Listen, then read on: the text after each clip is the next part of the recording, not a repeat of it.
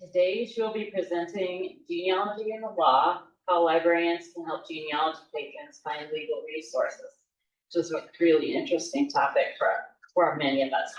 So welcome, Tamara. Thank you, thank you. Good morning, everyone. I am very kind of animated, and so I'll be moving around a lot and trying to make sure that our technology follows along. I'm very, very excited to be here. Yes, I am Tamara Rogers. I am a law librarian, which is a career that I absolutely enjoy and find very rewarding. Before becoming a law librarian, I practiced law. So this year marks 20 years that I have been admitted to the state of Indiana practicing law. And so I practiced in private practice, worked for the government, and decided to become a fantastic librarian, which I find absolutely rewarding. And you may wonder, okay, well, what do you do? I'm not sure how many law librarians you know, but what I do primarily as a research and instructional services librarian are two main things. One is the instruction piece. So I teach legal research, advanced legal research, and all sorts of topical things to our law students. From the entering law students all the way up to those that are about to graduate. The second primary role I have is providing reference and research services for public patrons, faculty members, law students, and other librarians like you. So I'm excited to be here because I feel like I am among colleagues, right? And so I am really here from the standpoint of how law libraries can help you in whatever type of library setting you work in, because we work collaboratively, right? And so you may come across an issue, whether with a patron or if you have any collections online, because I'll talk about how this impacts collection development. And I wanted to, one, introduce myself and explain how the legal resources can help. So I'm very, very excited. I'm going to talk very little about me and mostly about you. I am very interactive. This will be more like a workshop than a lecture. That's kind of my style. So we can all stay awake, right? Because how many conferences have we gone to? And it's like, oh, can this be any longer, right? Sometimes they're good, sometimes they're not. But I like interaction just to kind of keep us all engaged. So does anyone here know anything about genealogy, just in general? No, okay, Liam? Leanne, okay, I also like names too, so if you say something, you can say your name. What is your familiarity with genealogy? I used to work in the genealogy division at the state library. Perfect. Yes. And so I'm pretty familiar with the questions that genealogy patrons have. Excellent, excellent, excellent. And do you see, well, are you a state library now? Yes, but in a different role. Different role. Excellent, perfect. Does anyone else know anything else about genealogy from the standpoint of doing it, conducting it, or just hearing about it? All right, excellent. When you hear genealogy, what comes to mind? Families, excellent. Hence, we're here having a family meeting. So that's what I wanted to think about.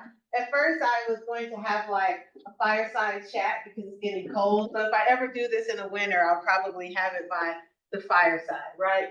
Because genealogy is linked to family histories and families. So that's the theme that we're going to talk about. And we're a library family here. And genealogy is about finding about who you are, right? And so does anyone here deal with any genealogy collections at work? All right, really, perfect, excellent, excellent. How I even got interested in this, one, you know, my little nerd side, I've kind of always been interested in history, right? Which probably is not a surprise considering I'm a law librarian and a librarian. Interested in the law, that's no surprise because I'm a lawyer turned law librarian. But genealogy specifically, because I was trying to find out about my own family history. I'm the one who has the family meetings. I'm the one who goes to the family reunions, meets the aunts and uncles from wherever. And I had thought about doing this like interview project at my family reunion where people could come, schedule a time and meet with me, and I kind of fill in the gaps of who are these great aunts and who are these great uncles. So I was talking to my dad who was coordinating our family reunion about, hey Dad, how do you feel about them kind of meeting the family historian and scheduling a time to do that? Everyone thought that it was great, right? And so I went to Cincinnati. Everyone loves Cincinnati. Cincinnati is a great city. I went to Cincinnati and went to the Underground Museum, okay? And it is about Black history and, and slavery. One particular part, there was a slave pen there, like a literal slave pen. That part was not the most remarkable part. The most remarkable part, right outside, there was an exhibit on a pillar that said inventory of slave master, whomever, and it listed the slave's name. Most people walked right past that display without even thinking about it. Me having been a lawyer, me having practiced in estate planning, which are wills, trusts, all of that, and doing probate work, we will talk about today, it instantly clicked in my mind. If someone was trying to track down their ancestors who were African American going back to Africa, they would have hit a stumbling block at slavery because the name of their father at that time or great grandfather did not exist. This person was now an inventory, means property of the slave owner. And I thought, most people are just not understanding that. And so if I was helping genealogists, I would tell them, you're going to hit a brick wall if you don't know the slave master's name. Your history is going to be blocked, right? And so that made me think about genealogy in general. So today I'm talking about genealogy in general and how it can kind of help any patron that comes to the library that needs history, or if you're thinking about adding some sort of collection to your library, how that would work. Can I advance? Let's see. She's going to help me. Actually touch. Okay, excellent. Anyone who likes a roadmap, don't anyone like to know where they're going, right? All right. Some people like to know where they're going. Other people just get in the car and somehow find it. Well, those of you that like to take notes, this is where we're going today. So I'm going to talk a little bit about what genealogy is. Then I'm also going to talk about legal research in general. Vital records, that's kind of where people normally start when they think about genealogy in general. And then we will end with Beyond the Grave, talking about how probate and things that happen at end of life and beyond can kind of help you find your family members, right? And so the two certain things in life, what's the quote, are taxes and death, right? And we're going to talk about all of those things. So probate and wills and all of that covers death, taxes, all of that, right? And also covers little family drama. So if you like any of those reality shows or any of those type things, or whodunits, the legal field will give you all of that. So we're going to talk about that today. Let's move forward. So genealogy research, if you just want kind of an overview, is talking about your ancestors. So who are your family members? So it starts with the family, it starts with you, and then you go back in history and try to trace as many ancestors as you can, right? Think about your own family right now. A lot of people can only really go back maybe 2, 3 generations. You go to 4, that's kind of, it gets slim for most folks, right? That you can personally remember. So you may, of course, know who one or both of your parents are. You usually think of your grandparent level if you knew any of them. Probably can name a great grandparent if your parent or grandparent mentioned it. Beyond that, it may start to get fuzzy if you had to think about where they lived, who they were married to, all of that, right? And so it's important because we talk to those family members to get that information to fill in those blanks. So just on a personal level, if you have any of those pillars in your family who are still alive, that aunt, that uncle, that great whomever, anytime you're around them, it's good to kind of pick their brains about, hey, do you have any old pictures? Do you have any old stories? Because it's also tied to what was going on at that period of time. Hence my history part that I love. Because genealogy is tied to not just the person, but what was going on in their life at that time that could be significant, right? So we look at hard data in genealogy. So did they work? What was their age? All of that kind of thing.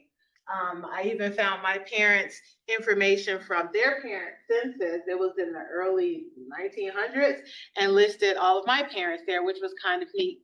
Context means what was going on. Was the person in the service? So you may know that a lot of times people look at military records for genealogy, common things. So you can look at draft cards, you can look at all of that.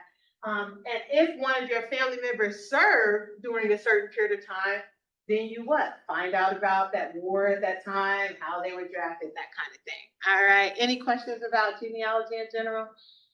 All right. I love this. I'm going to sprinkle in a little bit about context and then a few resources to help you understand. The legal world is kind of like learning a different language, right? So does anyone know like a different language like French, Spanish, sign language, right? Anything, right? So you have to kind of know the basics. And as even a legal professional turned law librarian, I still have to reference what the law is saying. If you think that people get sued a lot now, in the 1800s, 1700s, people were very litigious. Over what is baffling, but it was very litigious. And at that time, they wrote a lot of opinions freehand. Like now we have the internet, we can type, but these opinions from cases were written literally freehand in scripts about all sorts of disputes that people had. However, the way it's worded is not in the language that we use even now.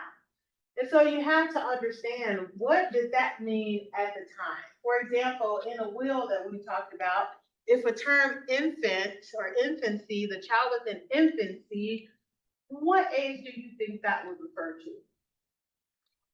About under one, right? Right? Yeah. We think, yeah, like a very small child. Well, say in 1840, 1830, that meant any child under the age of 14. Wow. Imagine that, right? But if you didn't know that and you read, Mary Smith in her infancy did whatever, you're thinking, oh, this person was really, really small. And so if you were doing a timeline, your timeline would be off, right? Because your mind is thinking our terminology right now.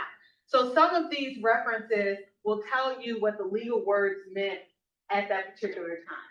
If you like puzzles, right, or word searches or any of those type of games, that's what genealogy is like. Putting pieces together that you may not knew about otherwise.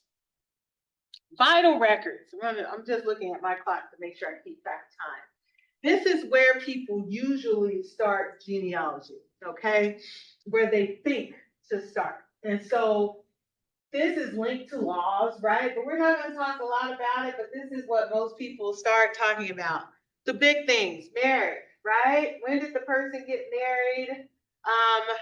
Birth certificates, who were born, adoptions, right? That's a big thing that comes up, and divorce. All of these, we often think of them in terms of now, our 2024 understanding, where you go, if you want to get married, you go to the local county, you fill out some sort of application, right, for the county to give you authority to marry this person. You get some sort of authority to do a ceremony, whether it's quick or long or whatever.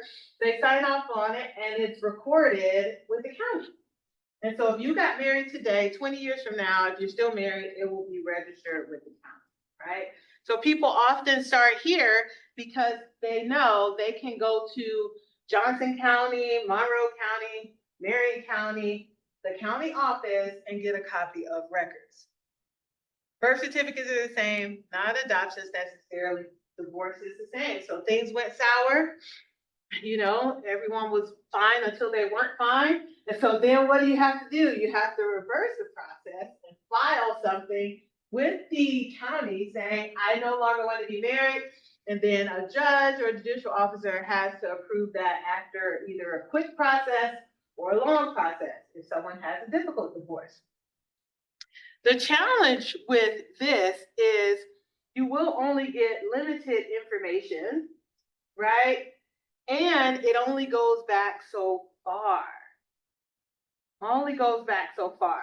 So the way we process information, and you all may be a lot of tech people, we're heavy tech now, but years ago, there were no online systems. There was, not a registrar that you record things with.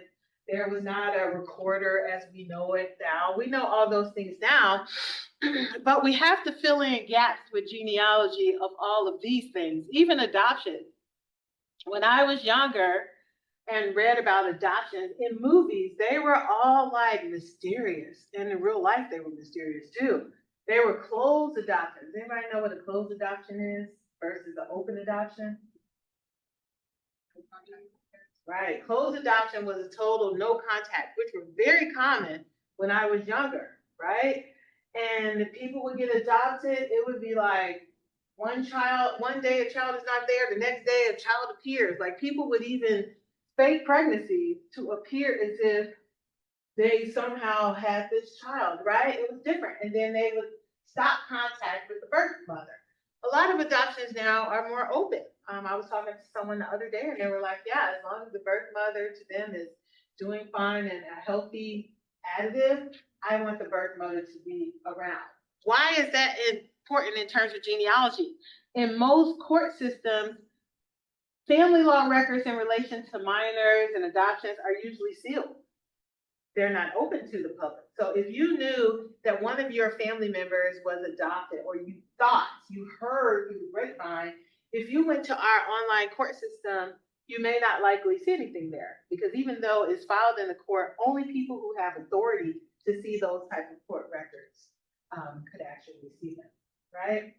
Let's go to the dark side a little bit. People, which we won't get into a lot today, sometimes use genealogy to find negative content. We're going to be positive today because I'm in a happy mood and I like to spin it in a positive way. But you could also find out about criminal cases that people were convicted of. If you wanted to look at a divorce that was filed, you could read the filings and find out all of the juicy arguments people had, right? If you really could get a hold of some adoption records, you could unearth some of that. And now there's something called genetic or forensic genealogy where they're trying to use DNA and things like that to say who's in their family, not in their family. Outside of our scope today, we won't do any closed case file. I just want you to kind of know that that's the backdrop. Law libraries, to give you some sort of context. We have several in our state, but this is looking at the country overall. I went to a law library conference in July, and we had law librarians all the way from Australia, England. So we are an international group, and we're at all different levels: law schools, state library, courthouses, county law libraries, Library of Congress, Supreme Court. I wanted to explain to you that this is the entire world, because some of these we, of course, don't have here in Indiana. Of course, we don't have the Supreme Court here. Library of Congress we don't have here. That's federal.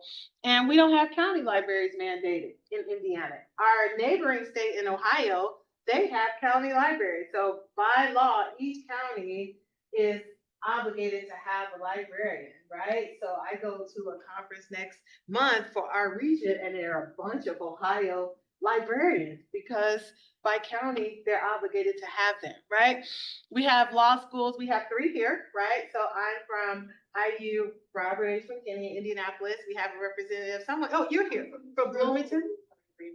Here in Bloomington, we also have a law school in Notre Dame. So those are the 3 law schools in Indiana, just for you to know. All right. Any questions about that? Excellent. I want you to meet someone. Her name is Susan. Does anyone want to be a great volunteer and read about Susan loud and proud for the group? Yes. You are working at the reference desk at your library. A patron, Susan, approaches you for assistance. Susan states that she needs help finding information about one of her female relatives, Emily Drain, who lived in the 1840s. Susan has searched her known genealogy databases for Emily's will and have not found any information about it. what questions could you ask her to further assist her? Okay, so Susan is at your library. Thank you so much. What's your name? Lois? Lois, thank you very much. And you are, even if you're not the reference librarian, you could be in circulation, you could just happen to be there because all the reference librarians are out today, right, at the conference. And in comes Susan, who has this question, right? And you are going to sit there with the response, right? Now, what your response would be, we don't know. What questions right now would you ask her, about her issue in real time, or what would you say? Other than, I can't help. That may be what you want to say, that may be the real answer. So we're going to pretend today that maybe you can assist her or you want to assist her in some kind of way. So what questions would you ask? Yeah. Where? What's your name? Christy, Christy, yes. So where is, where do you, location and where Emily Green, where she was, or where she lived, or whatever location and question I could find. perfect. And so in the legal world, that's called jurisdiction is what we call it, and that means location. So in genealogy, where the person lived, worked, died, served, if they were in the military, that is pivotal. So if you're keeping sort of genealogy notes or you're doing a graph, where people are will tell you everything, right? And so I am talking about Indiana. And so in Indiana, that would be one, make sure that her relative Emily was in Indiana at any point. It doesn't have to be at the time of death. It doesn't have to be at the time of birth, because Emily may have worked here for a few years before she went on to Louisville, or she may have gotten married here and then moved somewhere. Perfect. Not just the state. What else would you need to know about the location? State would be one. What would be the next piece? County. What county? Very important, because each of our counties in the state has their own individual county records. So, and I know you already know this, but in terms of legal documents, they hold all of their legal documents independently of the next. So Monroe County has its own office, right? Just like Marion County does. So you do kind of need to know, or you can find out what county was Miss Emily in, because then you won't be wasting time in Hendricks County or anything like that. Excellent. What other questions? So one is location. Excellent. She's looking for a will. She feels like she has this family member, Emily. What else is an interesting fact that you know or would want to know? Like name changes, maybe? Was she married? Is that her married name or maiden name? Excellent, excellent. Bingo. Was she married before? Do you know that, right? So have you heard that she was married to anyone, that she was divorced, remarried, right? Do you have information like from an obituary, or how did you hear this? Who were her relatives, right? So did Emily have children? What were the children's names? Do you know who Emily's grandparents were? From the 1840s, we're several generations from that, right? So you may know some of the later people connected to Emily. All right, perfect. The initial reference interview, some of you already mentioned, you guys are great, right? State, county of residence, marital status, children. Next, why does she believe a will exists, right? That may be something you may ask, because she's searching for a will in particular. In the legal world, the will is called last will and testament, like legally, right? What do you know about wills, or what have you heard about wills? What's the purpose of them? What do they do? Why do they exist?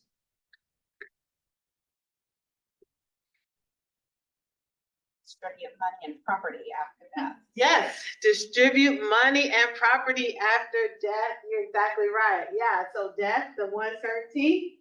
And another thing that you do in terms of will is deal with any other final creditors, bills, that kind of stuff. But it's really to pass on generational wealth. Excellent. Perfect. Let's talk about those for a little bit. Does everyone have a will? No. If they do, here are some main parts that are in a will. I recommend that everyone has one. If you don't have one, and I won't say you, if someone you know doesn't have one and dies in the state of Indiana, then who decides what happens with all of their things and all of their money and possessions? The government. Yes, you're exactly what's your name? Joy. Joy is exactly right. State of Indiana decides what will happen to your family members, friends, or your things if you don't have a will. And it's usually not in the way that you would want it to be distributed if you had a choice, which is why it makes it difficult for family members if they're assets to distribute, because the state of Indiana will tell you this percentage goes to a spouse or this percentage goes to a child. I had several clients when I was practicing who were in precarious situations.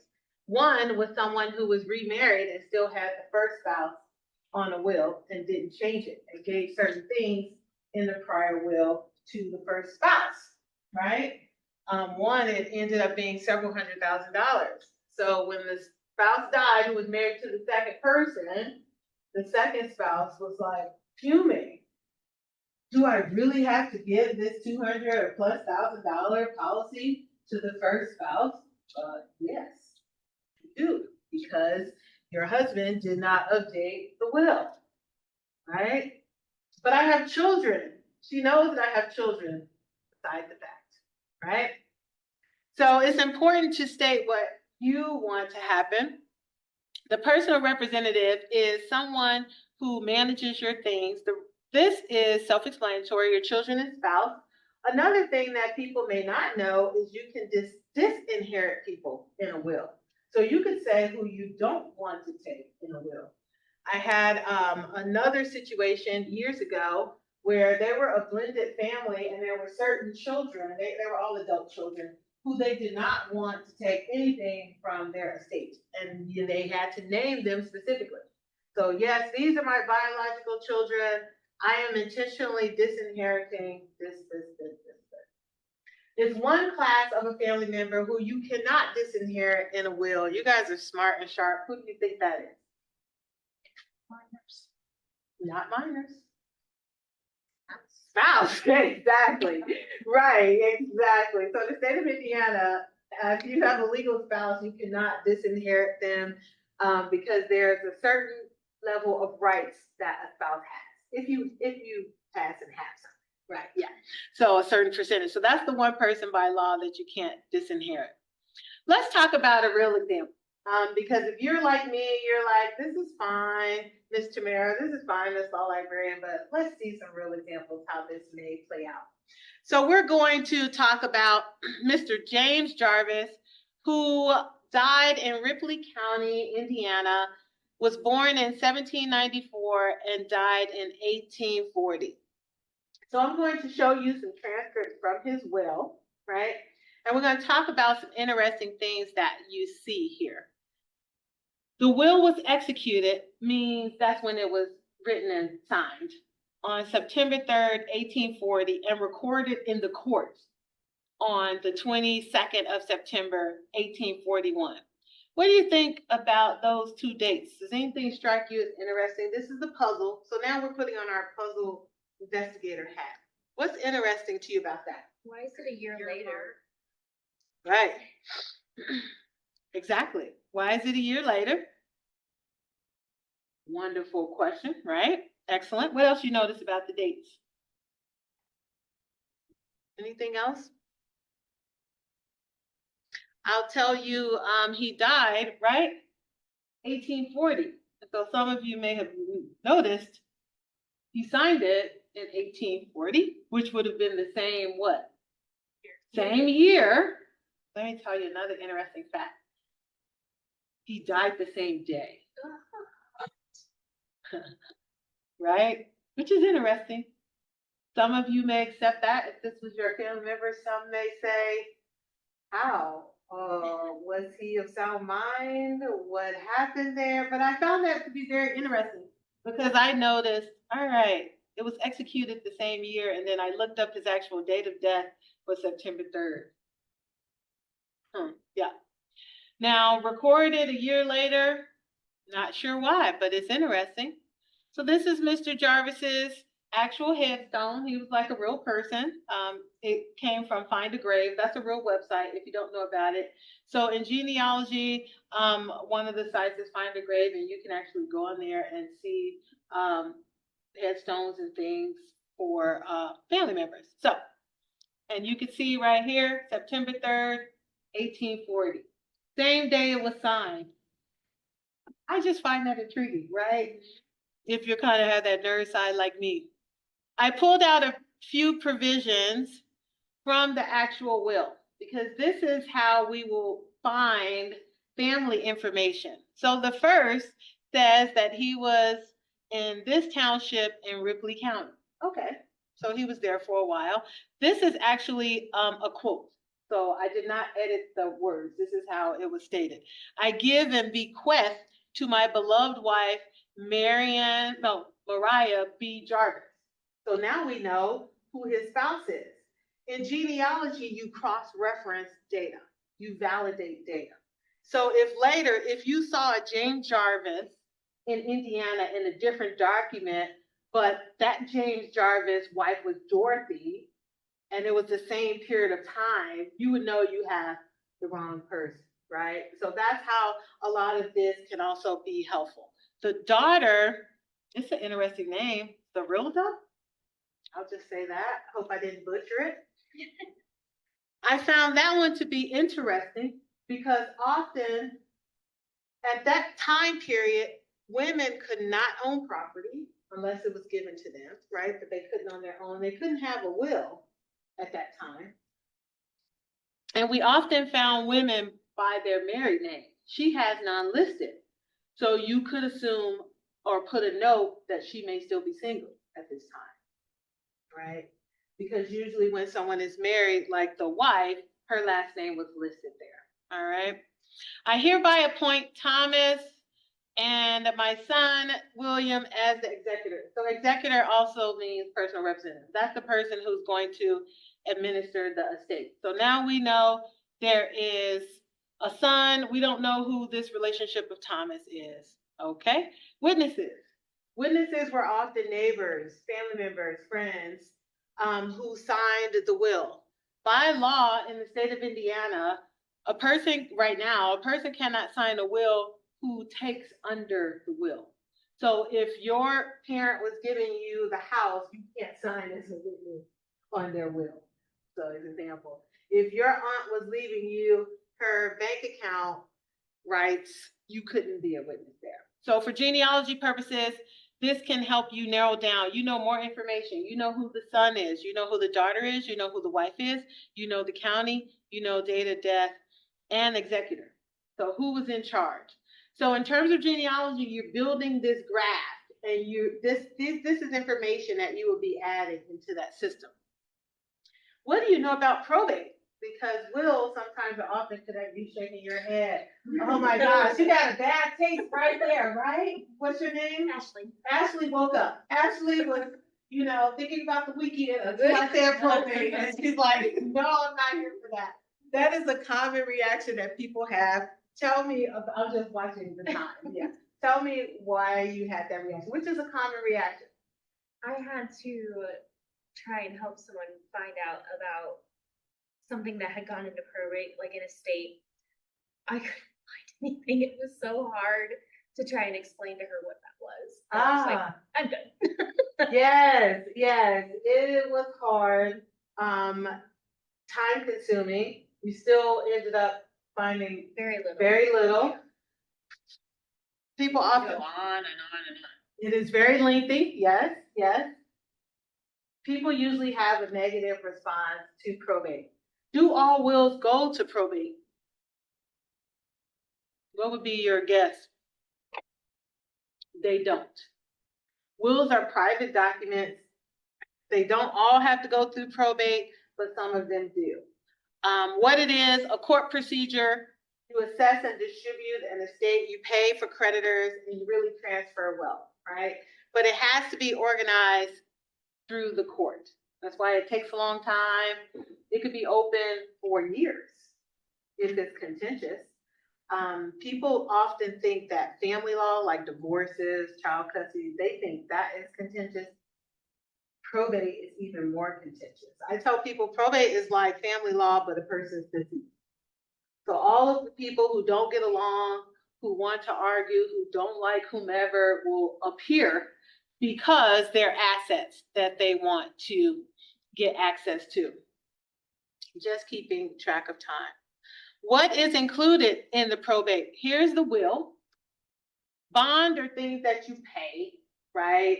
If you're like the personal representative executive, you pay, it's like a insurance policy to say that I'm going to manage this appropriately.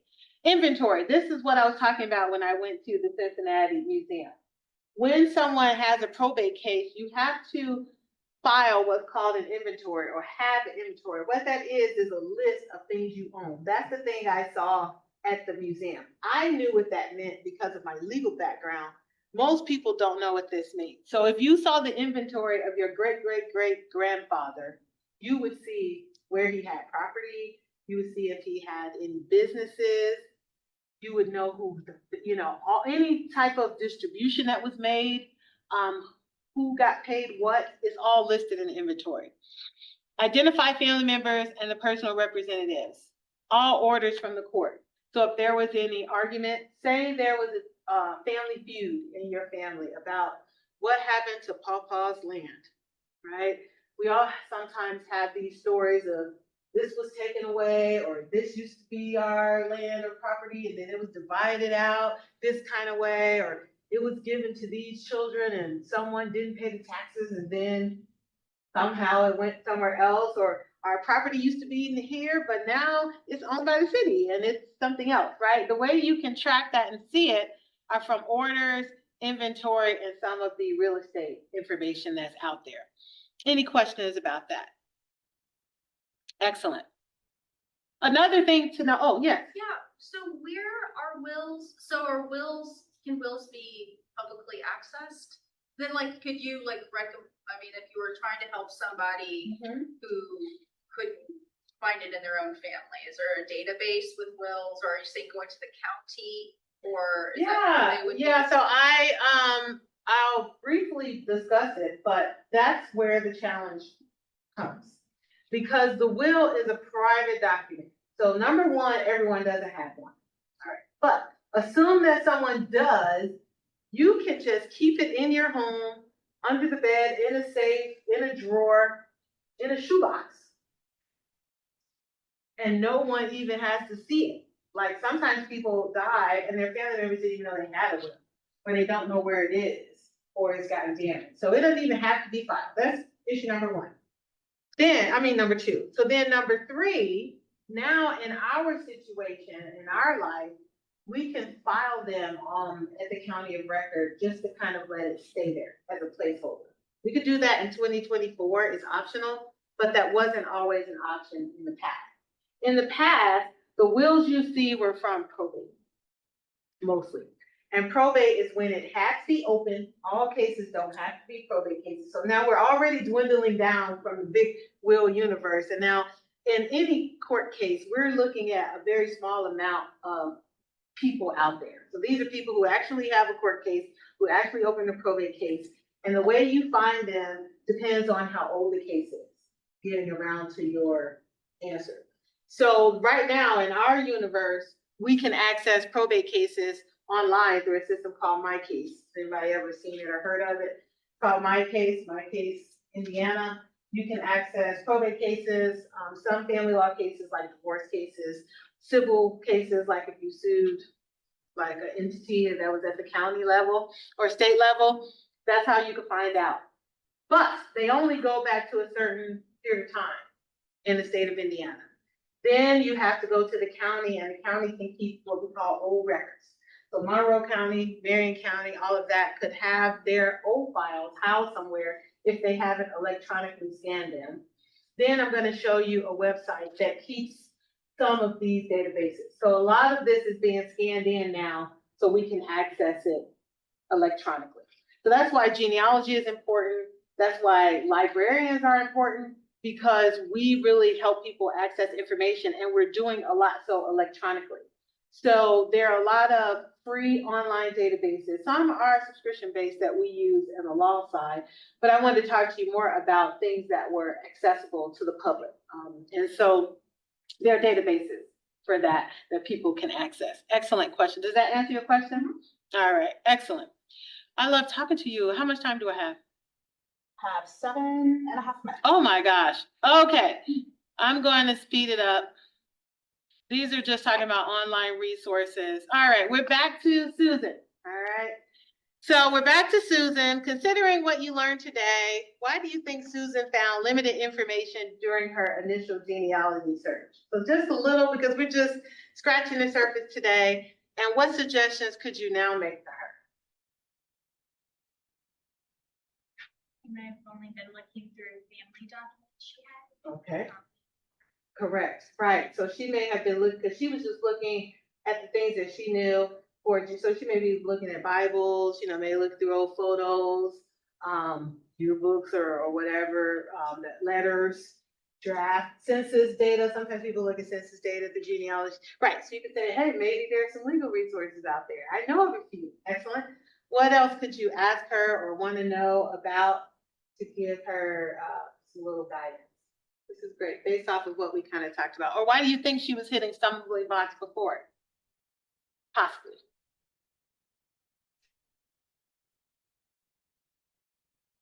All right, maybe she didn't know county. Maybe she didn't know about, hey, Emily may not have owned property. You need to know her spouse's name, because during the 1840s, she wouldn't have had a will because she wouldn't have legally on her own been able to have one. So let's look through some of these other ways. Practical library tips, and then I'll open it up for questions. I just thought about how we as librarians can kind of take this information back to our workplaces or just our personal lives, but more our workplaces, and how can this be relevant to you? So these are just a few ways that you may use it in your workplace. So there may be legal genealogy resources that you add to library collections. Sometimes people have physical collections. Sometimes libraries have digital ones now. A lot of us are having digital collections, digital LibGuides, so library guides. You may want to host a virtual legal genealogy workshop, and someone like me chime in through Zoom, or anyone else that's familiar. Add free legal resources to your patron materials and your websites, because we're dealing with public patrons that are not paying for a subscription, right? So tapping into the resources that you don't need a subscription, you don't need all of that, but it could kind of help you out. Add contact information to the local library, right? So if you know you're closer to, where she is in Bloomington, or someone's closer to us, or want to contact us, let us know. If you're kind of have a real issue with a patron, you could contact us. You can send me an email, or anyone in our department. We have reference availability Monday through Friday through business hours. And find out the law library that you are close to, if they deal with public questions or public patrons, and then the best way to utilize that. Any questions? Time is going too fast when you're having fun. What questions do you all have? The law library.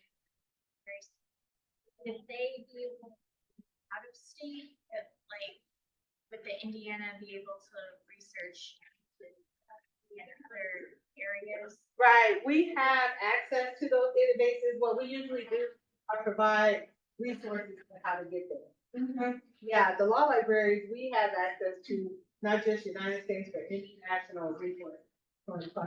Yeah. What determines whether a will enters probate or not? What determines whether a will enters probate or not? The current law is based off of how much you own in your estate, is the one determined. So right now in Indiana, you have to own $100,000 or more in assets. And that could be a house, right? So if the person dies with a house, most houses are valued over $100,000. And that's one. Another could be a dispute. So one family member is saying, Dad did not sign this freely. This is what I did a lot of times. This sibling was trying to influence him. This stepmom, who I don't like, made him sign it. Like, this is what people say. Okay, not necessarily fact, but what people say. So they go to court and they argue that this will should be valid. So you can have just a dispute too. Yeah. Any other questions? Did you learn anything, at least one new thing? Okay, any other questions? I want to make sure, I want to respect your time. Is my time up now? Anyone online? People have almost 3 minutes. Yes, you have 5 people online. Okay, do they have any questions? People online, do you have any questions? You can unmute yourself or you can put it in the chat. Yes, I see you, the onliners.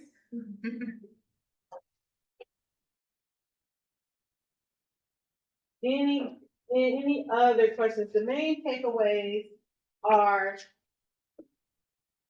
yes, there are certain patterns that I call them, family genealogists and amateur genealogists follow. They usually look at census records, military records, which are fine, records that they find within the family. They really look at family Bibles. I told you I felt like I was giving a little sermon standing here because, people used to literally write in the front of them, hey, who the mom was, who the dad was, births, deaths, like we're in those type of things.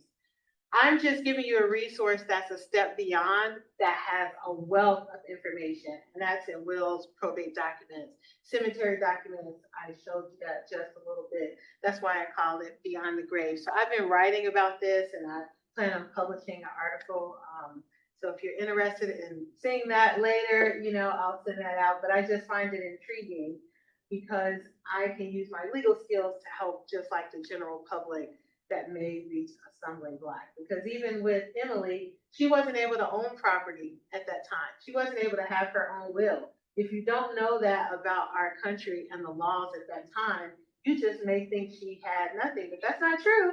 She just got it a different way. She could have got it through her husband or through another family member. So you have to know the history of what was going on at that time to even understand the legal documents. So it was a pleasure.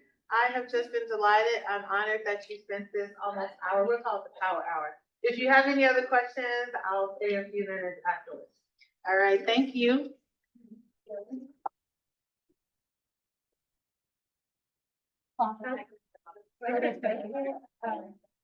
Oh, excellent, wonderful. And so it will stay, actually going to be down probably when it gets. That's perfect. We'll get it down. You like We're having a Let's do that.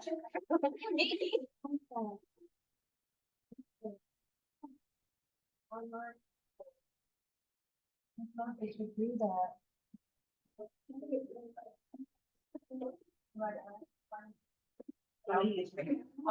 I'll go back to the first slide, yeah. I'll see you all in lunch too. I think that's where we're going next. Thank you. All right, it's a pleasure to meet all of you all. It's a pleasure, you too. I'll see you all at lunch. All right, yes. Yeah, You mentioned Find a Grave. yeah. Do you know of any other free resources that we can tell people to read? Yeah, some of them were on my slides. The Find a Grave Family Search, I had to really have. Yes, Family that was search. the slide, that was the slide that that was because of time. I was moving fast. Let me, Can I take a picture? yeah, let me get to it. Yeah, I was moving really fast. I freeze every time someone asks me a genealogy question. Oh, right. You're like, I'm stuck here, right? Family Search. FamilySearch.org. Yeah. And they have a bunch of probate records. They have a bunch of other records too. Not just probate.